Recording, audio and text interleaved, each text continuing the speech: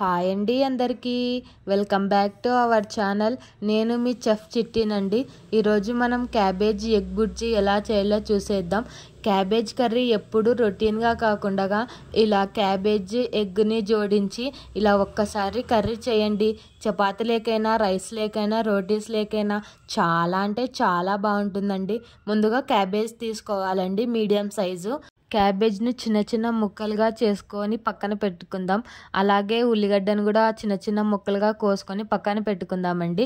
ఒక బాండీలోన ఆయిల్ వేసి అది కొంచెం బాగా హీట్ అయినాక అందులోన జీలకర్ర ఆవాలు వేయాలండి. అవి కొంచెం వేగాక అందులోన మనం ముందుగా కట్ చేసుకున్న ఉల్లిగడ్డను వేసి బాగా కలపాలండి.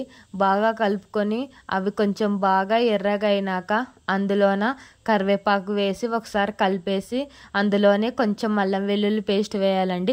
నేను అల్లం వెల్లుల్లి కొత్తిమీర వేసి 3 కలిపి మిక్స్ పట్టుకుంటానండి. నేను అది వేసినాక ముందుగా మనం చిన్నగా తరిపెట్టుకున్న క్యాబేజీని వేయాలండి.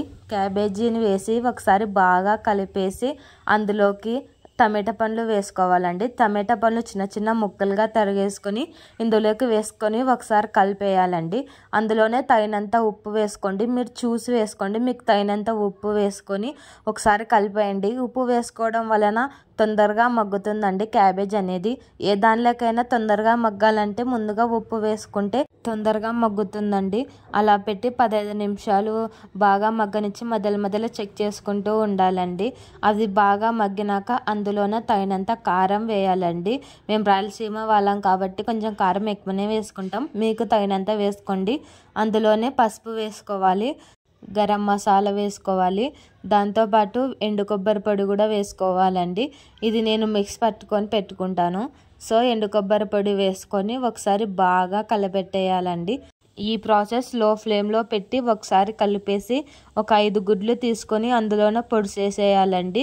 అలానే జస్ట్ అలానే పొడి చేసి అలానే మూత మూసి ఒక 2 నిమిషాలు ఉన్నాక కలిపేసుకోవాలండి. మొత్తము బాగా కలిపేసుకోవాలండి. కూర అనేది పొడి పొడిగా వచ్చేలాగా గెంటతోన బాగా స్మాష్ చేసుకుంటూ బాగా చేసుకొని చివరిలోన కొంచెం గరం మసాలా, కొత్తిమీర వేసుకొని ఒకసారి కలిపేస్తే మన సింపుల్ కర్రీ రెడీ అండి. ఎప్పుడు క్యాబేజ్ తిని బోర్ కొట్టింటే ఇలా ఒక్కసారి ట్రై చేయండి. చాలా అంటే చాలా బాగుంటుంది. నేను క్యాబేజ్ కర్రీని నార్మల్గా చేస్తుంటానండి. ఇలా ఒక్కసారి ఎగ్తో చేశాను. మా హస్బెండ్కి చాలా అంటే చాలా నచ్చిందండి.